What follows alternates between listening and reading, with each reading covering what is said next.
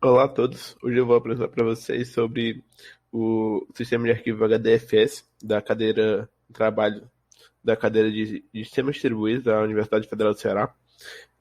A equipe desse trabalho consiste por mim, Antônio Ricardo, e pelo aluno Breno Eza, ambos de engenharia de computação. O nosso trabalho constituirá do sumário, que a gente vai falar um pouco na nossa apresentação o que é o HDFS, o que é o armazenamento distribuído. Além disso, a gente vai falar sobre o processo de armazenamento, vamos falar também sobre a arquitetura desse sistema de arquivo. Assim, também a gente vai falar sobre algumas operações, como a de escrita e a de leitura. Vamos falar também as vantagens e desvantagens desse sistema de arquivo. E, por fim, é, eu vou só citar nossas fontes e fazer uma prática com esse sistema de arquivo. Agora vamos falar o que é o HDFS. O Hadoop Distributed File System, ou HDFS, é um sistema de arquivo de sistemas distribuídos, projetado para armazenar arquivos muito grandes, com padrão de acesso aos dados em streaming, utilizando clusters de servidores facilmente encontrados no mercado e de baixo custo ou médio custo. Desse modo, não deve ser utilizado para aplicações que precisam de acesso rápido a um determinado registro, e sim para aplicações nas quais é necessário ler uma quantidade muito grande de dados. Além disso, outra questão que deve ser observada é que não deve ser utilizado para ler muitos arquivos pequenos, tendo em vista que o overhead da memória é envolvido. Agora a gente vai falar como é o armazenamento distribuído. O HDFS foi projetado com o princípio de armazenamento de um menor número de arquivos grandes, em vez de um grande número de arquivos pequenos, como é o caso do nosso desktop pessoal. O HDFS também fornece uma camada de armazenamento tolerante a falhas para o Hadoop e seus outros componentes, e a replicação de dados nos ajuda a atingir esse objetivo. Ele armazena dados de forma confiável, mesmo em caso de falha de hardware, e fornece acesso de alto rendimento aos dados de forma simples. Antes de prosseguirmos, é bom falar o que é o Hadoop. O Hadoop é um framework open source, escalável e tolerante a falha, escrito em Java. Ele processa eficientemente grandes volumes de dados em um cluster de hardware commodity, baixo custo. O Hadoop não é apenas um sistema de armazenamento, mas também é uma plataforma para armazenamento de dados e processamento de dados. O Hadoop funciona de forma master-slave, com dois tipos de nós. Existe o name node e o data node no cluster. Como a gente pode ver aqui na imagem. Agora a gente vai falar um pouquinho do que é a função de cada um deles no processo. O Master HDFS, ou o Name Node, ele regula o acesso aos arquivos para os clientes, ele mantém e gerencia os nós escravos e atribui tarefas a eles. E, além disso, o Name Node ele executa operações de namespace do sistema de arquivos, como abrir, fechar e renomear arquivos e diretórios. Deve ser implantado em hardware confiável. E agora a gente tem o Slave Node, os escravos, né? O Data Node. Há vários escravos do Data Node no Hadoop Distributed File System, que eles gerenciam o armazenamento de dados. E além disso, esses nós escravos são os nós de trabalho reais que executam as tarefas e atendem às solicitações de leitura e gravação dos clientes do sistema de arquivos. Eles também executam a criação, exclusão e replicação de blocos sob instruções de Node.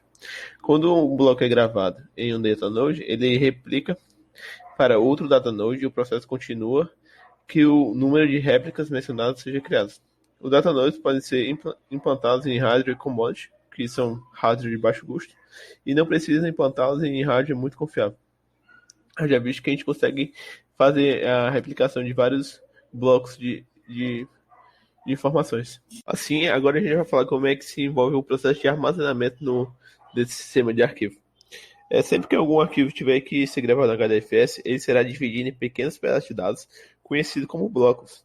O HDFS tem um tamanho bloco de padrão 128 MB, que pode ser aumentado de acordo com os requisitos. Esses blocos são armazenados no cluster de maneira distribuída em diferentes nós. Isso fornece um mecanismo para os MapReduce processar os dados em paralelo no cluster. Várias cópias de cada bloco são armazenadas no cluster em nós diferentes. Esta é uma replicação de dados que, por padrão, o fator de replicação do HDFS é 3. Varia conforme o ambiente de cluster. Então, a gente que escolhe esse número. Ele fornece uma tolerância fase e uma confiabilidade alta e alta disponibilidade. Agora, de para a gente ter um entendimento bem claro de como funciona esse sistema de arquivo, a gente vai falar um pouco sobre a arquitetura e a gente vai usar um pouco dessa imagem para nos auxiliar na explicação. Existe um único name node que armazena os metadados e existem vários datanodes que fazem o trabalho de armazenamento em real. Os nós são organizados em racks e as réplicas de blocos de dados são armazenadas em diferentes racks no cluster para fornecer uma tolerância à falha. Para ler ou gravar um arquivo no HDFS, o cliente precisa interagir com o name node. E os aplicativos HDFS precisam de um modelo de write once read many para arquivos. Além disso, um arquivo é criado e gravado não podem ser editados. O name node armazena os metadados e os datanodes armazenam os dados reais. O cliente interage com o name node para que qualquer tarefa seja executada, pois o name node é a peça central do cluster. E, assim, existem várias datanodes no cluster que armazenam dados do HDFS no disco local. O datanode envia uma mensagem de Herbert para o name node periodicamente para indicar que está ativo e estão acessíveis para serem acessados. E, além disso, ele replica os dados para os outros datanodes conforme o fator de replicação, como a gente pode ver aqui pelas imagens. Agora a gente vai falar sobre algumas operações que a gente pode fazer com HDFS. A primeira que a gente vai falar é sobre o read, ou a leitura, né? Sempre que um cliente deseja ler qualquer arquivo no HDFS, o cliente precisa interagir com o name node, já que o name node é o único local que armazena os metadados sobre os nós de dados. Assim, o name node especifica o endereço ou a localização dos escravos onde os dados são armazenados. O cliente irá interagir com os nós dados especificados e ler os dados de lá. Quando um cliente ele acessa um datanode para ler o arquivo depois de verificar o token, que é uma opção de segurança do HDFS, o datanode permite que o cliente leia esse bloco em particular. O cliente então abre um fluxo de entrada ou input stream e começa a ler os dados dos datanodes especificados. Portanto, dessa maneira, o cliente lê todos os dados diretamente do datanode. Agora a gente vai falar como é o processo de escrita, ou write, né? Para escrever um arquivo, o cliente também precisa interagir com o name node, que fornece o endereço dos escravos em que os dados devem ser escritos pelo cliente. Assim, quando o cliente termina de gravar o bloco, o escravo começa a replicar o bloco em outros escravos, que copiam o bloco para outros escravos também. Esse é o caso quando o fator de replicação padrão o fator de replicação é usado como 3. Mas isso a gente que define. A gente pode definir outros como 4 ou mais. Depois que a replicação necessária é criada, é enviada uma confirmação final para o cliente, que a gente conseguiu fazer a escrita desses arquivos. Portanto, o processo de autenticação é semelhante ao visto na operação de leitura. Sim, a gente vai falar agora um pouco sobre vantagens e desvantagens que a gente separou do HDFS. Começando com as vantagens, ele é um sistema de arquivo totalmente escalável. Haja visto que o Hadoop pode tratar grandes volumes e variedade de dados e podemos adicionar mais nós aos clusters, garantindo assim a escalabilidade horizontal e em tempo real. E assim, permitindo o baixo custo. Porque o Hadoop, além de ser gratuito, ele pode ser executado em máquinas de baixo custo, tornando a implementação um projeto de baixo custo. A maior dificuldade está em encontrar profissionais qualificados. Ele também é totalmente flexível, porque não é esquema definido e não precisa limpar ou organizar os dados antes de fazer o armazenamento deles. Ele também oferece uma alta performance. A gente visto que mesmo com grandes volumes de dados, a performance do Hadoop é um dos seus diferenciais. Agora falando de algumas desvantagens, embora as vantagens são perdas as desvantagens, o Hadoop também possui alguns problemas. Como os dados são armazenados em blocos, as tarefas de consulta terão que buscar todos os blocos para montar o arquivo, tornando o acesso aos dados problemático. Além disso, alguns algoritmos de análise também podem não executar de forma apropriada o Hadoop. A gente visto que uma vez que eles podem fazer requisições ao uso de instruções específicas da CPU. Por fim, a gente teve essas fontes, esses três sites, e a gente usa o livro da cadeira de sistemas distribuídos, conceitos e projetos, a quinta edição de 2013, do Colores. E agora a gente vai fazer a parte prática e as demonstrações desse sistema de arquivo, o HDF. Bem, meu nome é Brandon Wesley e eu vou fazer a parte prática do HDFS. Bem, a gente vai usar o VirtualBox. O VirtualBox baixar e instalar o VirtualBox, né? E o SO da Cloudera. Tem que baixar e instalar a Cloudera. E aqui, antes de iniciar a máquina, já pode vir aqui na configuração, que isso é um problema que eu tive. E já coloque aqui em modo Braille. Vai vir aqui em NAT, provavelmente. Coloque em modo Braille. Selecione sua placa, que no caso aqui é a minha. Como eu estou no cabo, aí aqui é a cabeada. E aqui é o Wi-Fi. No caso eu vou deixar a cabeada. Dá OK. Pode iniciar a máquina. Clica aqui em iniciar. No caso eu já iniciei a minha. Vou abrir o terminal aqui, digitar ifconfig para saber o IP dessa máquina Cloudera. No caso apareceu aqui o ATH0 e o LO. O IP está bem aqui, certo? Esse é o IP dessa máquina Cloudera. E agora eu vou usar outros dois programas que servem justamente para eu conseguir colocar os comandos, acessar os arquivos, os diretórios através do terminal, e o outro através de uma interface gráfica, certo?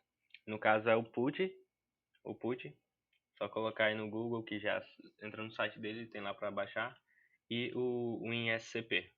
O WinSCP é o da interface gráfica, certo? Então vou abrir o PUT. Aqui no PUT basta digitar esse IP aqui, nosso IP da máquina, certo? Da máquina Cloudera, 92.168.15.12, 92.168.15.12.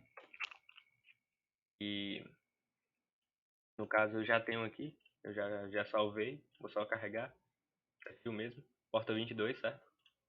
Pronto. Cliquei apenas em abrir. Aqui eu vou logar como PUT, senha Cloudera, é padrão, tá? Vou dar um ls aqui, só para ver aqui as pastas que vem, os arquivos. Eu vou voltar para diretório raiz aqui, dar um ls. Aqui são os arquivos que tem, as pastas que tem no diretório local aqui da Cloudera, certo? Que é o diretório local da Cloudera. Agora eu vou abrir um ISCP. Aqui digita o mesmo IP lá, certo? O IP da máquina, 192.168.15.12, 192.168.15.12, porta 22, usuário root. E a senha eu não preciso colocar aqui, basta quando eu clicar em login, ele vai pedir a senha. Provavelmente apareça uma janelinha aqui, basta clicar em sim, certo? Permitiu que vai aparecer. A senha aqui, Cloudera. OK.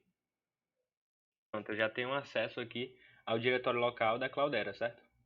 Que é o que está rodando lá na máquina. Pronto, agora aqui eu vou vir aqui no PUT, eu vou criar uma pasta chamada SD, certo? sdistri. Pronto, sdistri. Agora dá um ls para ver onde é que está a pasta distri. Tá aqui, foi criada. Vou entrar na pasta distri e vou criar mais uma pasta chamada texto, certo? Textos. Então ls textos. Eu tenho um arquivo aqui, um arquivo de texto, certo?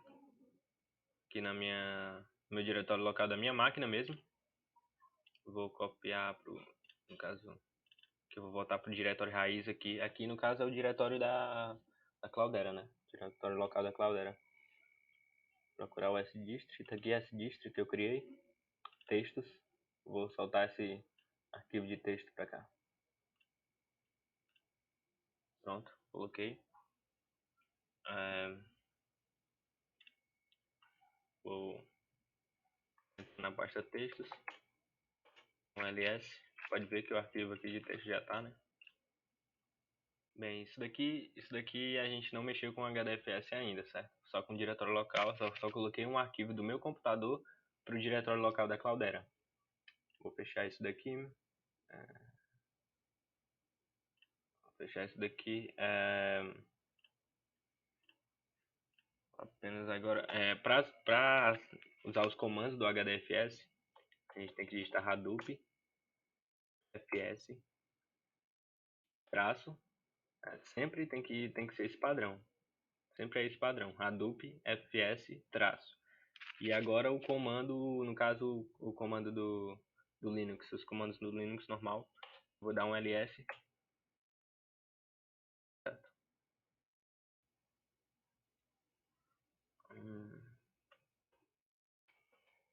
Azul.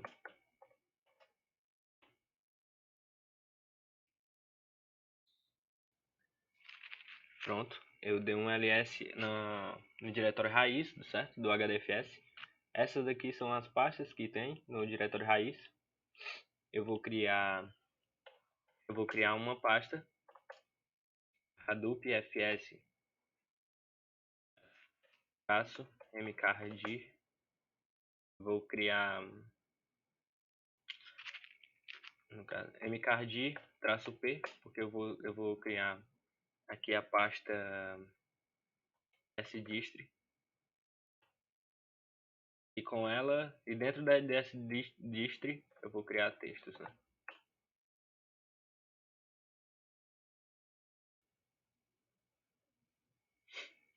Agora se eu der um Hadoop fs ls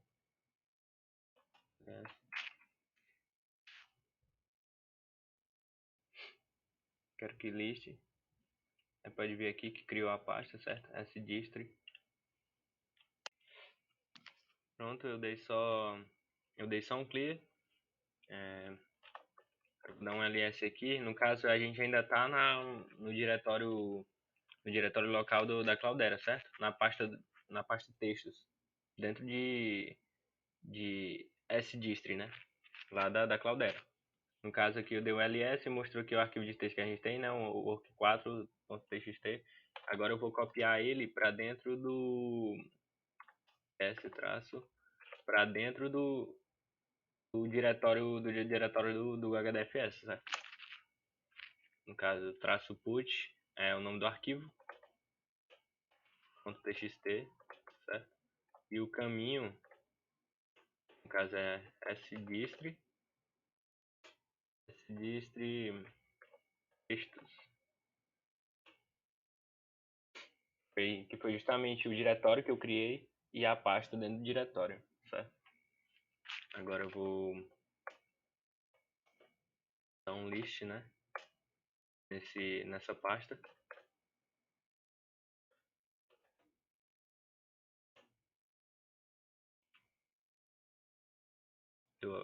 Dentro do diretório do HDFS.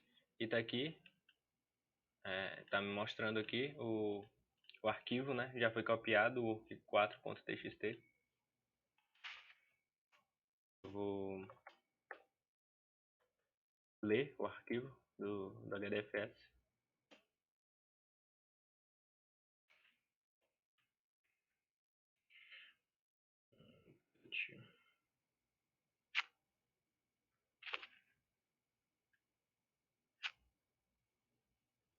No caso, sdist, né?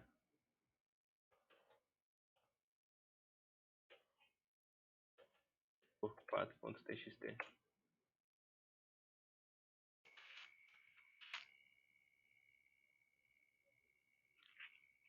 Texto para o teste de HDFS. Aí pode ver aqui na minha pasta, texto para o teste de HDFS. Justamente o texto que tem, né? Pronto, esse é o modo que se usa o HDFS, certo? São basicamente os comandos do Linux, mas usando o padrão aqui, para ver que foi escrever o comando, e você consegue acessar o diretório dos clusters lá do HDFS. É isso.